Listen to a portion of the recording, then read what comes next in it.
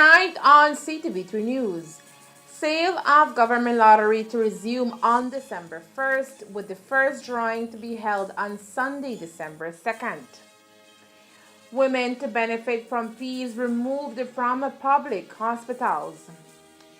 Public consultation committee to meet with the LGBTQ community in Corozal as consultation for change in the Belize Constitution continues. And the cadre of women complete Women Economic Empowerment Project. These are some of the stories we have for you tonight in our newscast for Thursday, November 2nd, 2023.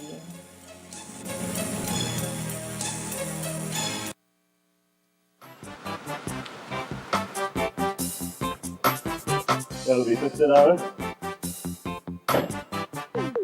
Thank you. Wait, hey, this 50 is a fake. How do you know it's a fake? What are you talking about, sir? How can I identify a genuine note from a fake note? Well, a genuine 50 has a watermark with the jaguar and the written words of the 50, also a thread. Know your money and know a fake one when you see it. Do not rely on any one security feature. Look for the clarity and quality of printing. The printed lines and colors should be sharp and clear. Feel the quality of the paper and the raised print. Hold the note up to the light to see the windowed security thread. It should form one complete line when held up to the light. The watermark and denominational electrotype. The jaguar is the watermark in the $100 and $50 notes. The sleeping giant is the watermark in the $20, $10, $5, and $2 notes. The see-through feature. The parts of the design printed on the back should fit exactly within the unprinted areas of the front to form the complete design. Check the $100 note for the toucan hologram with the periwinkle flower overprint. Tilt it to see the small images of the toucan and the numeral 100. Check the $50 note for the green foil angelfish. Check even closer. Use an ultraviolet light to see the fluorescent features. Use a magnifier to see the microlettering. Tiny letters that read Central Bank of Belize and the value of the note. Stop the circulation of counterfeit Belize currency notes. Pass all counterfeits to the police at once. It is a criminal offense to hold or use a counterfeit. Be safe. Be sure. Know your money.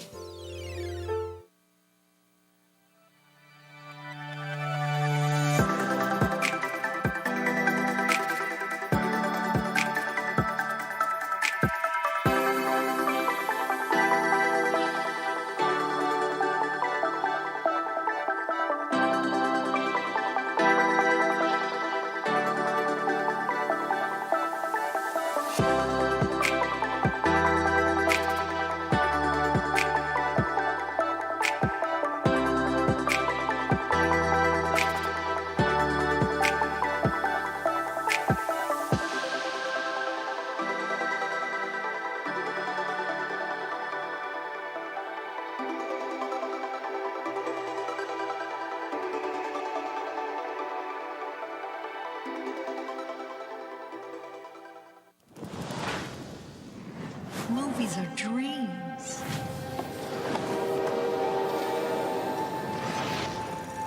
That you never forget.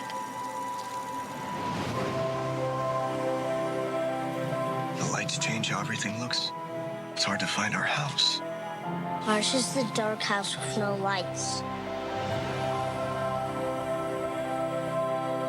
In this family, it's the scientists versus the artists. What kind of movie are we gonna make?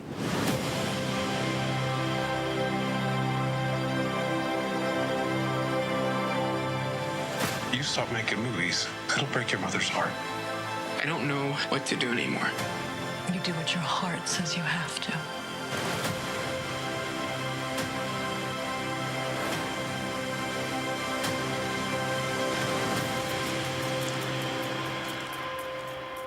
What was your favorite part?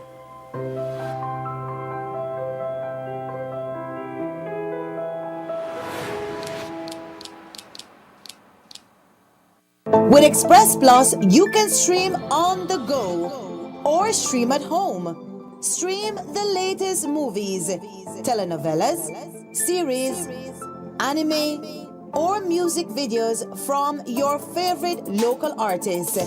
Sign up now with Centaur's Express Plus.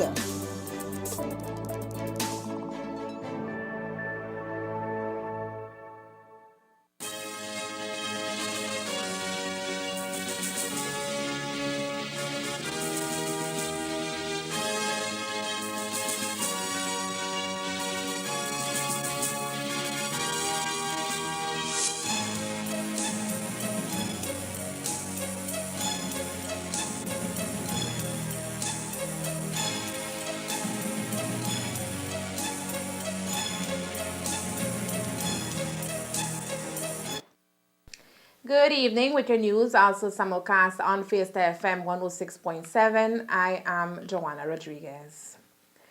On May 2nd, 2023, the government lotteries, including Bolida, Ordinary Lottery, and Jackpot Lottery, were paused. After considering the importance of the government lottery due to its cultural significance and the tax revenues it generates, Cabinet instructed the incorporation of the Belize Government Lotteries Limited (BGLL), a company owned by the government of Belize and whose core mandate is to administer, sell, and promote the Belize government lotteries. On June 12, 2023, the invitation to bid for the provision of service as master agent for the sale of lottery tickets for the Belize government lottery was initiated through an open tender process. And today, the BGLL announced that the selection process for sales distributors has concluded. Under the Belize Government Lotteries Limited, sales distributors shall be responsible for the sale and distribution of Bolida Lottery, Ordinary Lottery, and Jackpot Lottery. The successful applicants are Nando's Wholesale Limited and MGM Entertainment Limited, whose sale distribution zones are as follows. Nando's Wholesale Limited, Eastern Zone, Belize District; MGM Entertainment Limited, Northern Zone, Corozal and Orange Walk Districts; Western Zone, Cayo District; Southern Zone, Stand Creek and Toledo Districts. With the process now complete, the sale of government lottery shall resume on December 1st, 2023, with the first drawing to be held on Sunday, December 2nd, 2023. The expected increase in revenues generated from the sales is expected to directly impact the lives of all Belizeans through the expansion of social safety net programs like the National Health Insurance and the official charities fund. In our previous newscast, we told you about the government's decision to remove all fees charged in the public hospitals. This means that you now need not to worry about the fees you used to pay for clinics, lab work, pharmacy services, surgeries, deliveries, and the morgue, to mention a few.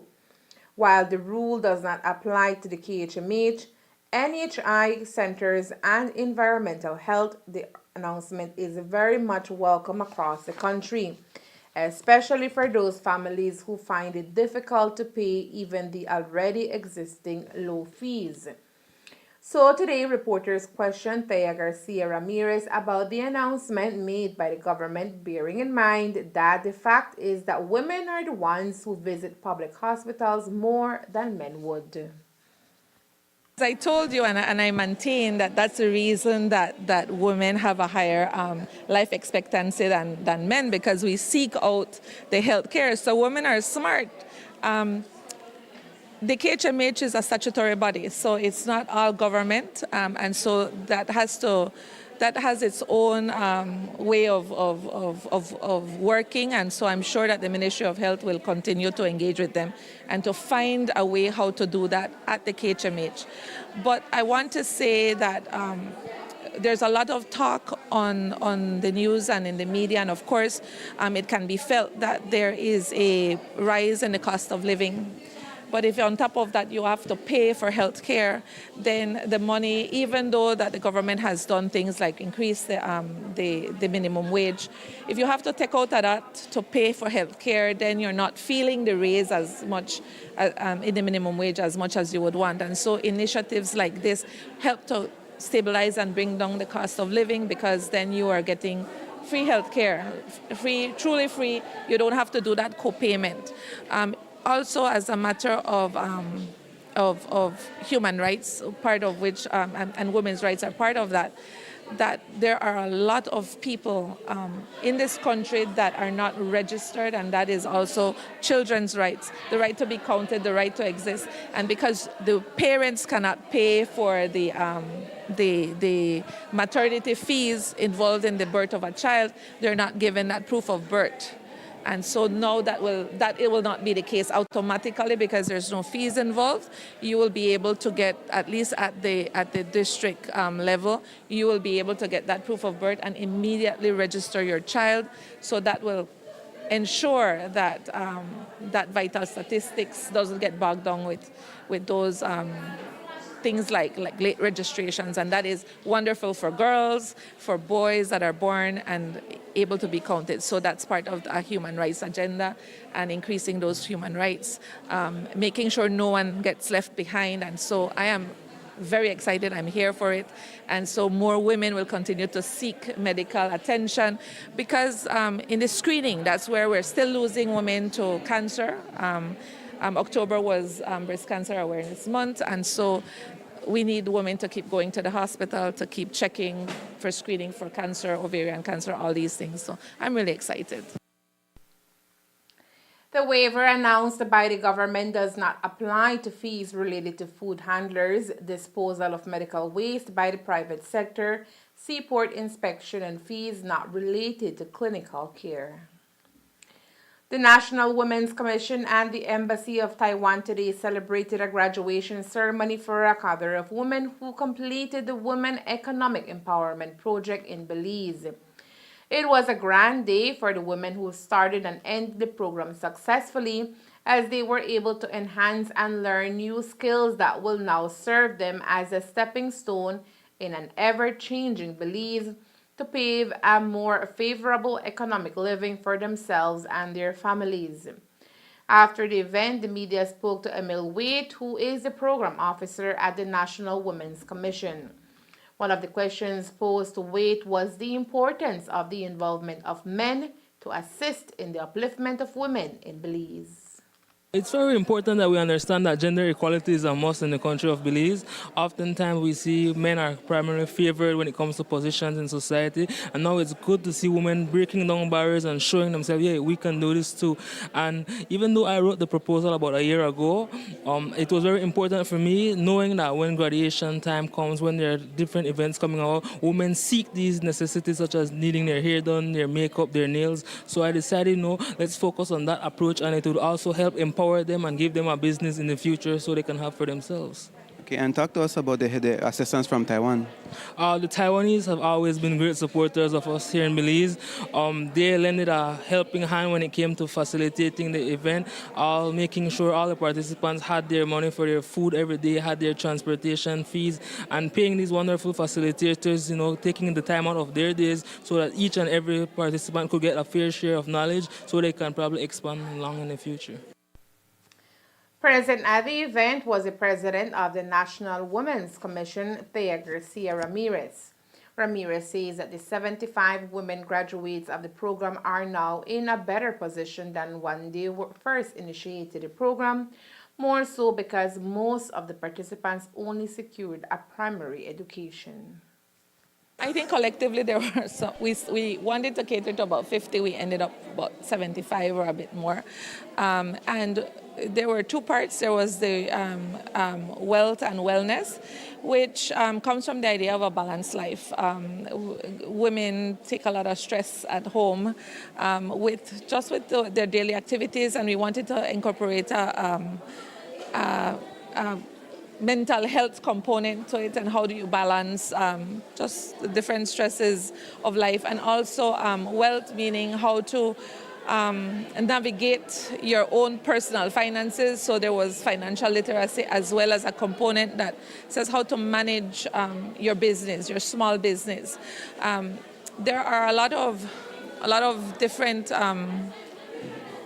agencies doing financial literacy, but we wanted to break it down to be very, very basic. A lot of times, some of our women didn't have the opportunity to even finish primary school or did so, very haphazardly, and maybe have an issue with feeling ashamed of accessing and asking people how to set up one account, or, how to go to the ATM even. I know some women that I've had to help at the ATM. They have a card, they don't really understand how to use it. Because they don't have those reading skills. Some people say, okay, well, you go to the bank, you set up your online to make payments on your phone, but you didn't quite get it, and you're afraid or you feel ashamed to keep asking, well, I never get it, show me again and show me again. And, so we do that sort of thing. We tell you how to, there's a lot of programs on how to be able to register your business. So we know it's $25, but you need that help. You need somebody to help you to do that sort of thing. And the importance in pricing, how to price your product, because you ask somebody, well, why you sell this Johnny cake for 50 cents? Because everybody, they sell it for that. But that's not how you go about proper pricing. You may be underselling yourself, and instead of making money, actually losing at the end of the day. So you need to be careful, and we need to teach women how to price accordingly, how to also incorporate their work into that price. Because a lot of the time you say, okay, because the sugar, the flour, the this, the that, but you're not thinking about the gas that you're using. You're not thinking about, yes, but part of how your work that has a value, and you're not putting that into the pricing. And so those are things that we taught. And of course the skills in the beauty classes, basics of nails, makeup, and hair, and those that we can build upon afterwards. The graduates were promised to reach out to the National Women's Commission in the case they need some technical guidance in whatever project they now want to venture post-graduation. The People's Constitution Commission continues to be charged with carrying out consultations around the country. The idea is to gather opinions and the voice of the people who deem it fit to either add or amend the existing constitution. Tonight, at this hour, there is a private forum happening in Corozal Town with the PCC Corozal Committee and members of the LGBTQI+ community. Because of safety, those responsible are not divulging the location of the event, but are inviting those who wish to be part of the discussion to reach out via telephone to the organizers. The forum is deemed highly important as this is the opportune time for the LGBTQI+ community to speak out about changes of protection, equality, access to financial services, among others. The voice of the LGBTQ+ community is important in the revision of our Constitution. As a minority group who face daily injustices, it is very important that our Constitution protects them equally and that they are allowed to live with dignity. It is important for their opinions and suggestions to be included. We invite them to the forum tonight at 7 p.m. The reason I'm not mentioning the venue is because we want you guys to feel safe, and you can voice your opinions. If you do wish to attend the forum, please contact my number 634-3889. If you need transportation, we have transportation available. So that would be just for in Corozal, right? That's only Corozal district. In town? No, Corozal district. Okay. And then it starts at? 7 p.m. It would take about an hour? More or less, it's going to be like an hour and a half, 2 hours. It depends on the question and answers. Again, if you are a member of the LGBTQ+ community, you can reach out via phone number 634-3889. Transportation is available and you can be picked up and dropped off at the forum's location. Rene David Castillo appeared in court unrepresented today to answer a single charge of handling stolen goods. The Belize City resident is accused of assisting in the retention of a stolen tricycle worth $800 on Halloween. Castillo, 48 years of age, claims he did not know the tricycle was stolen and that he paid $5 to use it. The magistrate then entered an unequivocal not guilty plea on his behalf. His case was adjourned until January 9, 2024. But right after that case was over for the day, the court found out Castillo was on bail for a previous theft charge and he failed to show up to his court dates, and a bench warrant had been issued for his arrest. The prosecution objected to bail on the handling stolen goods charge and said he is a flight risk. Still, the magistrate offered him bail in the sum of $1,000 plus one surety of the same amount by a person who has not signed bail for him before. But Castillo's perils continue when the woman who signed bail for him on his theft charge came to court to withdraw her bail for him. Castillo had an outstanding bill owed to the court in the amount of $1,895 in pending fines on all the charges. He was ordered to pay $1,000 in order to be granted bail.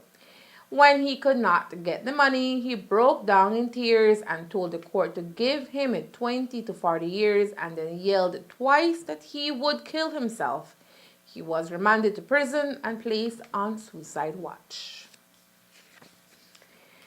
During this week's cabinet meeting chaired by Prime Minister John Briceño, cabinet members approved the historic removal of all fees charged in public hospitals, which will ensure universal access to quality health care by eliminating financial barriers and enhancing health care accessibility for all citizens, especially those from low-income families. Cabinet also welcomed an update from the Minister of Education on the status of the Education Upliftment Project. Together We Rise and gave its approval for the expansion of the project to 12 additional secondary schools across the country. The rollout to the additional schools will commence in the 2024 academic year and will see those schools receiving the benefits of fully paid tuition and fees, uniforms for first farm students, and a daily healthy meal for those who need it. As it relates to the ongoing issue of high cost of living, Cabinet continues with discussion on how to transform and grow the Belizean economy by focusing on strengthening the primary and secondary sectors by developing human resources and job productivity, technological interventions, financing, and infrastructure for the productive sectors. In this regard, Cabinet agreed to pursue well-designed policies and approaches to achieve rapid and sustainable socio-economic development and grow for the benefit of all Belizeans. Another milestone decision by Cabinet was its approval for a revised regulatory framework for Belize's broadcasting industry, which will see the development of a new Belize national broadcasting policy to implement much-needed modernization within the industry. In ending, Cabinet is also encouraging all Belizeans to keep a watchful eye on weather conditions, particularly those living in flood-prone areas, as large amounts of rainfall are expected across in the coming days. Coming up next, we'll show you how the Day of the Dead is commemorated here in Orange Walk. Stay tuned. With Express Plus, you can stream on the go or stream at home. Stream the latest movies, telenovelas, series, anime, or music videos from your favorite local artists. Sign up now with Centaur's Express Plus.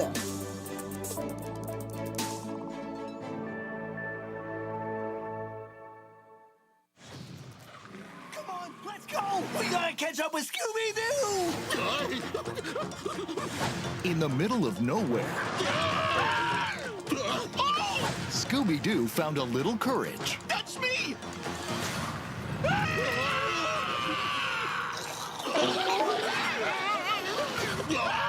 It's my friends. Oh, and a lot of adventure.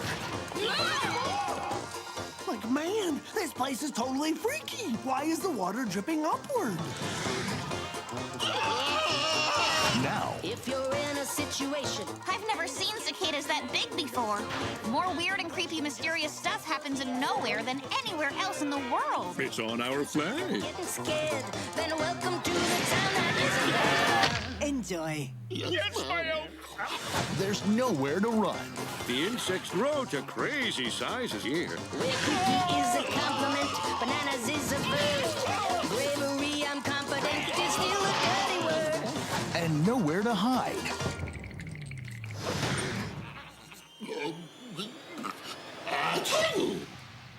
Gesundheit. Oh, thank you. If you're falling down a rabbit hole, the only way is so laugh until you cry a bit, and then you get unstuck. Are you nutty as a bouquet? Are you loony as a tune? And quit your scowl and do some howling at the moon, like me. Woohoo! We gotta save Scoob. Straight out of nowhere, Scooby-Doo meets Courage the Cowardly Dog. Woohoo! Jackpot. Watch the masters at work. Needs more mustard. Excuse me, must have been something I ate. Look for it on digital and DVD.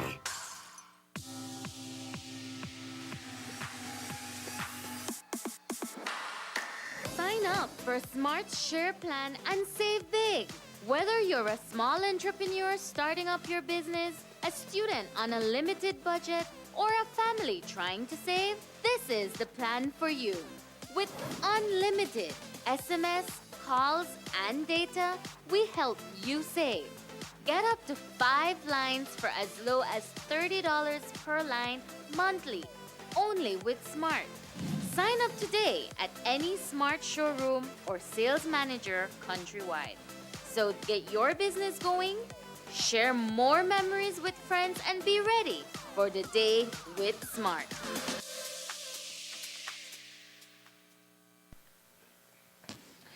Day of the Dead, or Dia de los Muertos, also known as Finados, is a celebration primarily observed by the Maya and Mestizo culture every year on November 1st and 2nd, and includes creating altars to honor the dead, laying out offerings, sharing stories of the deceased, as well as cleaning and decorating grave sites. In many cultures, including here in Orange Walk, the key purpose behind these Day of the Dead customs is to make contact with the spirits of the dead, to let them know that they are not forgotten and that their loved ones on earth still care about them. It is a way of keeping the connection between loved ones though they may be physically separated by death. In an effort of maintaining this rich Maya Mestizo tradition alive here in Orange Walk, today the Banquitas House of Culture once more organized its annual Day of the Dead celebration, showcasing beautifully adorned altars which encompass traditional items celebrating the arrival of the souls of family members and friends. This year, the team at the House of Culture also chose to create a showcase of all the needed elements for a Day of the Dead altar, which students from various primary schools had the opportunity to visit. This year, we decided to set up one for the All Souls, but we also did different little stations where we demonstrated the preparations of some of the elements that are important when we set up our altars. One of those are the beeswax candles. And so we have Miss Sofia Castellanos who showed the children where do we extract the beeswax, how we make the candles. So she showed all the process there. And I must mention that she learned from one of our very own, Mr. Manuel Solis, who taught her how to prepare those candles. She do it every year for different individuals because the candles are a very important element to put on the altars.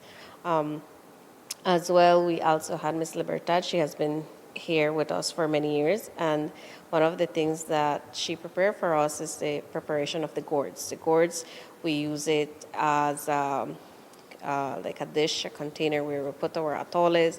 We put our sweets, everything that goes on the altar is we use that item. So she showed the children how do we get it from the fruit form to the actual what we know as the jicaras. And we also had a station demonstrating different typical drinks that we use as well for this day, like the atole dulce, atole agrio, agua loja. We also had the atole de masa, just a few of them to show the children, explain the children the difference between each. And then also we showed them some of the traditional sweets. When we tell them about sweets, they would typically think the ones that come from the stores, but we showed them, in the past, our parents used to use the fruits that were available at that time, and so we showed them the fruit itself and how more or less we prepare them to have them on our altars that day. So it's mostly an exhibition, an educational exhibition, and we are happy to have again Mr. Manuel Solis here. He has been celebrating finados for 52 years now, so he has a lot of knowledge and a lot of wealth, and so he also explains the importance of this celebration. So behind me you can see our altar that we prepared, and we also explain each element, each tier, so that the children can go with a full experience of what this celebration is about. A major part of the celebration of finados is the element of prayer, which was showcased today with a rosary, which was open to the entire Orange Walk community. Well, it is important for us to ensure that we pass on traditional knowledge, and that's why we have Mr. Manuel Solis here, for him to guide us and tell us why is it important, how was it celebrated in the past. And so we try to teach the children how it was celebrated in the past and how some things are changing and how do we keep the tradition alive. It's important for us to remember our loved ones that have passed away because they remain part of our family. And so we put these altars and we offer their favorite foods and the favorite dishes and the drinks as a way of embracing their presence here. I know that you guys will also, have what you guys have every year, the ceremony or the prayer side of this day as well. Yes, prayers are very important for the celebration. So we also do our traditional prayer. So today, when we finish with the exhibition for our children, we're going to be hosting our prayers at 4. We have invited the communities, so for them to come. Every year we express that they could bring their photographs, they could bring their candles, and just dedicate it to their loved ones because this is really a community altar. Day of the Dead celebrations were also carried out in several villages and households throughout the Orange Walk and Corozal districts.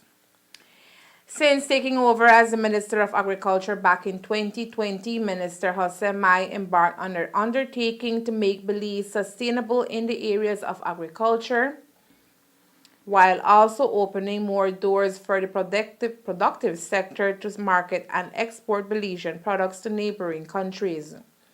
One of the key areas of this undertaking is ensuring that farmers are able to diversify from traditional agricultural crops like sugarcane here in the north.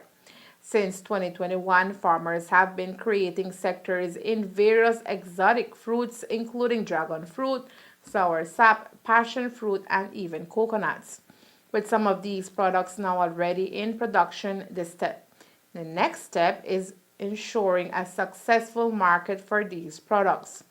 Now, this is where the Belize Marketing and Development Corporation, BMDC, comes into play.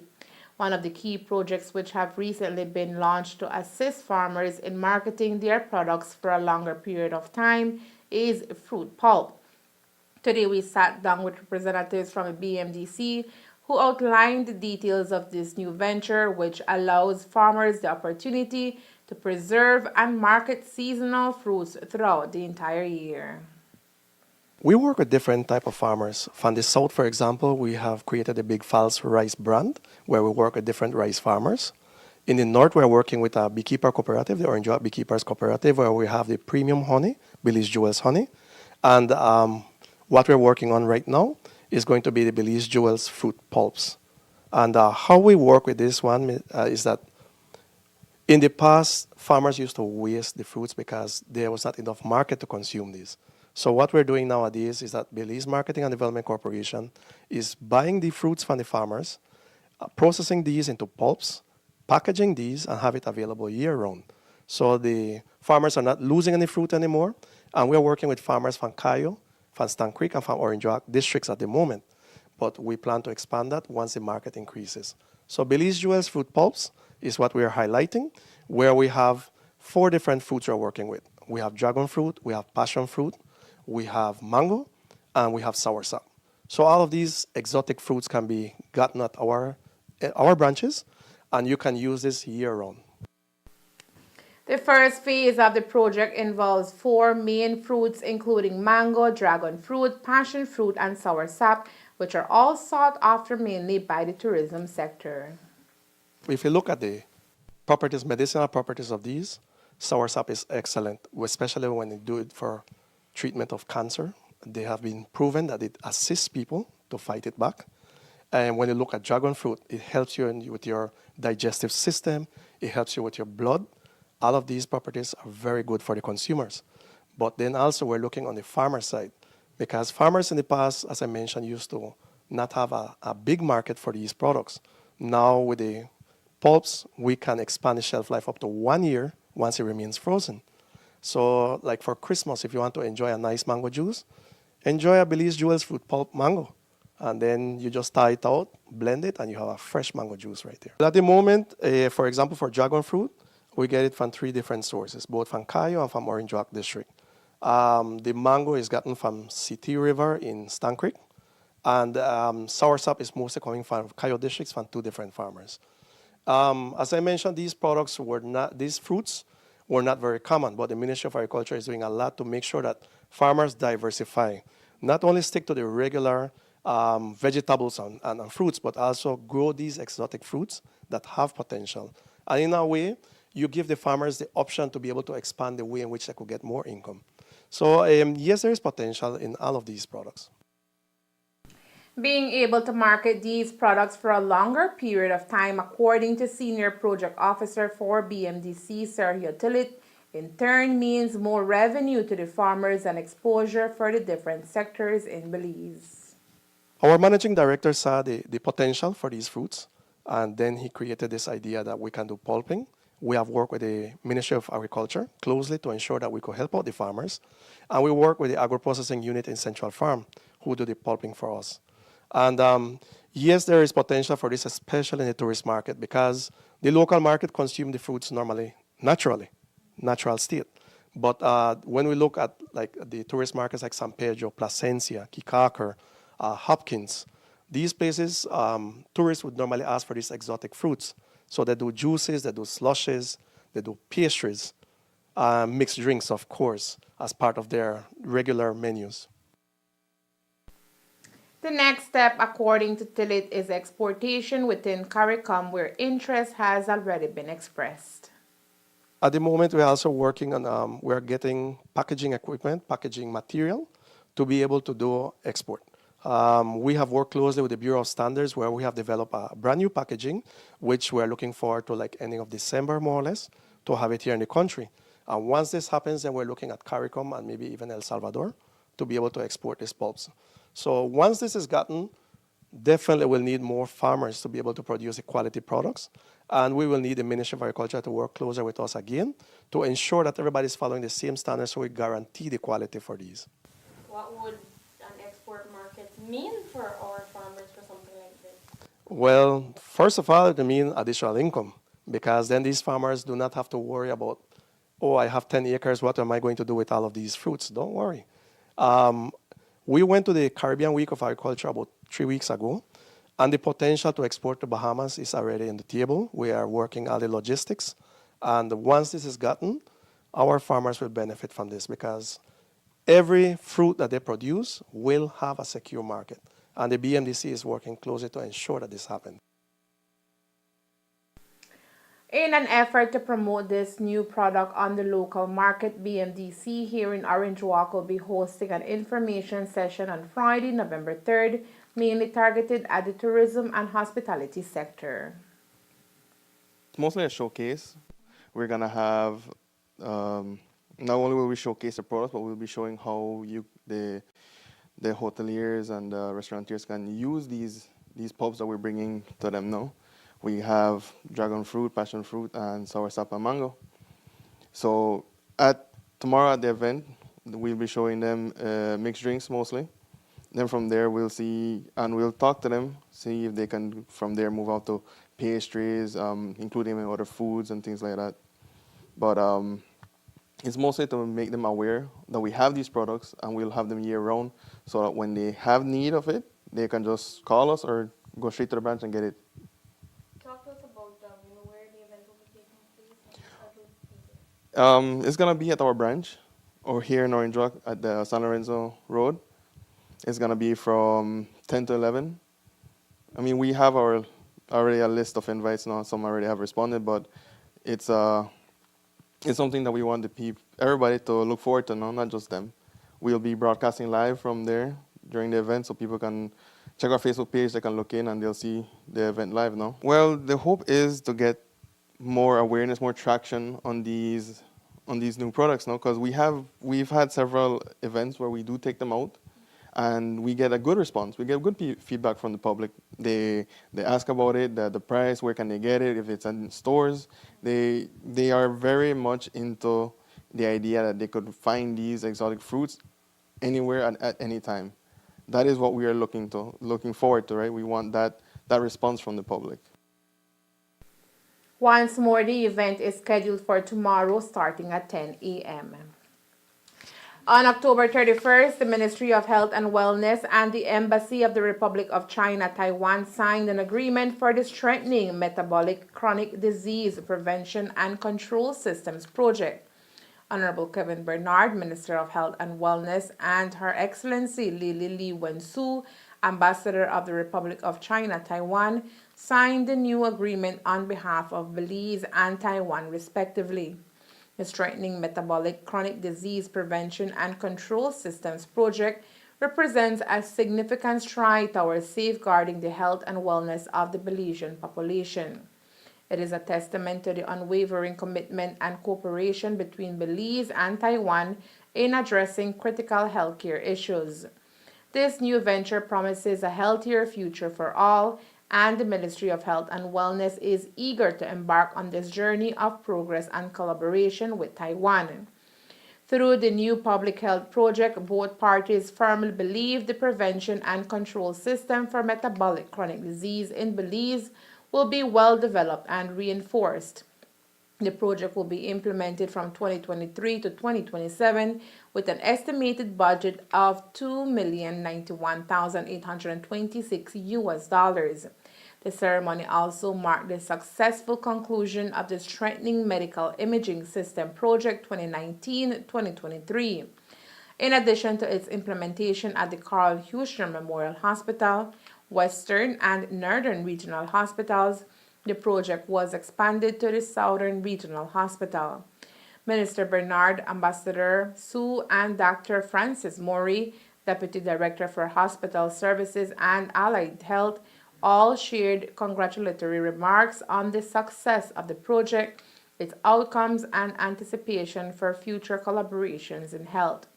Both projects are a testament to Belize and Taiwan's commitment to facilitating cooperation in health and enhancing the welfare of their people. The Belize women's national football team have scored 14 goals in total and conceded none in so far 4 matches. As such, the performance of Belize in Group C in CONCACAF W Road to Gold Cup is notable and applaudable. Later this month, Belize will face off Bonaire and Aruba in December.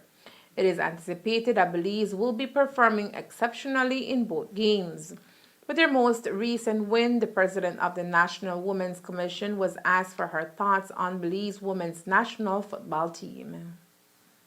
a lot of our achievements go unnoticed. And so I want to thank the media for highlighting that and for saying that the women definitely are stepping it up, even in volleyball as well. We're just awesome, and I'm glad that Belize gets to see that and recognize that, because we were always awesome, and we're always, women in sports is something that you want to highlight and you want to encourage, and definitely we want to congratulate them from the National Women's Commission and the Ministry, if I can, of Human Development, Families and Indigenous Peoples Affairs, say kudos to the girls, congratulations, and we want to encourage businesses also that when the women's teams come around asking for support, dig deep into your pockets and support these women that keep shining and making Belize proud. So it's not always only kudos, but dig deep and come out and support. And